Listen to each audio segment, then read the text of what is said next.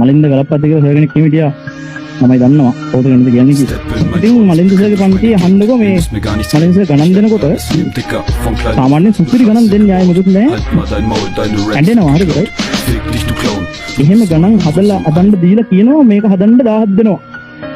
අහන්නකො මලින්ද සර්ගෙන් ඉතිහාසයේ 1000වල් ගත්තෙන් කී දෙනාද ඉන්නේ කීයෙන් කියලා මම අරන් තියෙනවා. හරි මගේ ගුරුවරුන්ගෙන් මේක හදන්න මෙච්චරක් දෙනවා කියපුවම මම අරන් තියෙනවා. මට කියනවා වහා වැටෙන්න ඕන ශනිකව තේරෙනවා. පන්ති අනිත්‍යම හොල්මන් කට අරගෙන බලන් ඉතින් මට තේරෙනවා මේක හදන්න මෙහෙමයි කියලා. මම ඒක කරලා තියෙනවා. හැබැයි ඕකෙන් වෙන වැඩේ ගන්නවා. පන්ති මම ලොකු සීන් එකේ ඉඳලා ආද්ද මට දුන්න මොකුත් නෑ. ගාහකුත් ගත්තා. සර්ට මේ මාසේ පන්ති ගාස්තුක වේ 1000යි 2000ක් ආපු හම්බුනා කියලා ගැම්මෙන් ඉන්නවා. හරිද? ඉඳලා විභාගෙ ලඟ වෙනකොට මට මෙලෝ සංසාරයක් මතකත් නෑ. මට ගාන හදන්නත් බෑ මොකුත් බෑ. අනිත් ඒවා ටික ප්‍රැක්ටිස් කරලා බැරියෝ. ගණන් හදලා ටියුට් ඉවර කරලා තුන් වෙනි විභාගෙ නේ 100යි උන්ට මට 25යි. ඔන්න ඔයා ඔය ගොඩේ නම් ඉන්නේ. ප්‍රැක්ටිස් කරන එකට සුට්ටක් නිහතමානීව පොඩ ඇලවෙන්න ඒ පැත්ත